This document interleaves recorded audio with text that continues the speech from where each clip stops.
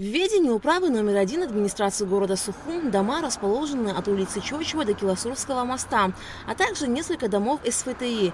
Жильцы все коммунальные услуги, кроме электричества, оплачивают в управе: квартплату, плату за воду, мусор, лифт и содержание внутренних сетей. У нас стоит банкомат.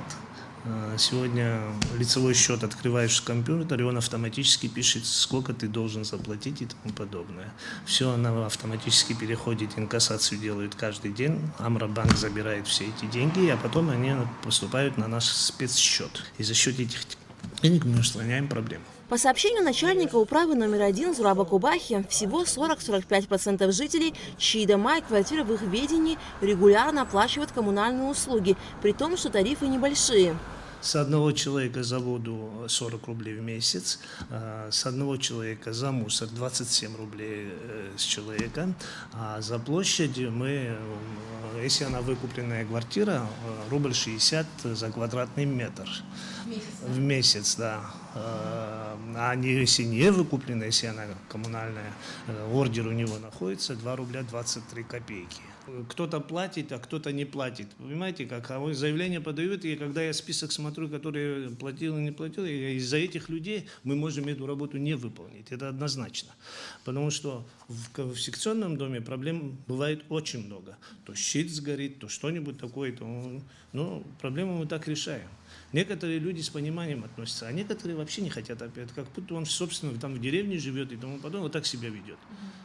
Управа решает многие вопросы благоустройства многоэтажек за счет платежей, собираемых за коммунальные услуги. Но так как собираемость низкая, часто оперативно отреагировать на волнующие жителей проблемы нет возможности. Как отмечает Зураб Кубахи, на злостных неплательщиков они собираются подавать в суд. К слову, такой прецедент уже есть. В управе номер 2 уже было несколько случаев, когда на неплательщиков подавали в суд и выигрывали дело. Мы подавали пару дел в суд, как говорится, выигрывали. И как бы поэтапно заставляем оплачивать. Суд их обязал, да? Суд их обязал поэтапно оплачивать свои долги. Когда сюда люди приходят, мы тоже не говорим сразу, вот у тебя там 30 тысяч долги, ты его сразу оплати. Мы такого тоже не делаем. Стараемся объяснить, чтобы поэтапно, потихоньку закрывали свои долги, потому что все равно подойдет то время, когда им надо будет все долги свои погасить. То есть я сейчас, если мне оплачивают один дом 100%, я ему помогаю. Я не могу их деньги перенаправить в тот дом, который мне не оплачивает. Потому что я не могу сказать, что я ваши деньги перенаправил. В ведении управы номер 2 дома расположены от улицы Чочева до улицы Двар. Ситуация с оплатой за коммунальные услуги здесь аналогичная. Исправно оплачивают счета порядка 40% жильцов. 60%, к сожалению, очень слабо оплачивается и платят те, кто раньше платили, то есть пенсионеры, льготники и такие люди в основном оплачивают. В среднем в столице оплата населением всех видов коммунальных услуг составляет 20%, и это очень низкий показатель. Надо подчеркнуть, что тарифы не менялись с 2013 года. Столичная администрация направила пакет документов в городское собрание для пересмотра текущих тарифов. Мы, в общем, были совместно со всеми коммунальными службами и профильными организациями. Разработан новые тарифные сетки для всех видов услуг практически. Сразу забегая вперед, скажу, что это очень незначительное повышение. Там буквально скажем, по воде это было 4 рубля, будет 5 рублей. То есть на 1 рубль всего лишь повышаем.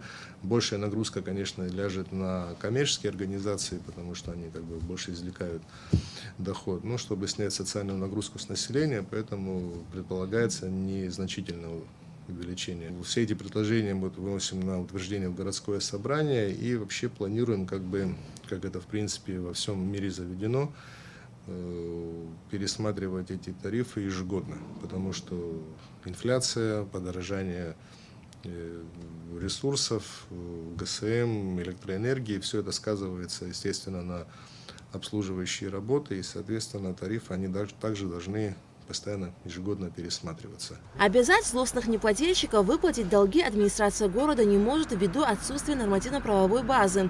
В связи с этим она подготовила и направила в парламент республики свои предложения по внесению поправок в жилищный кодекс.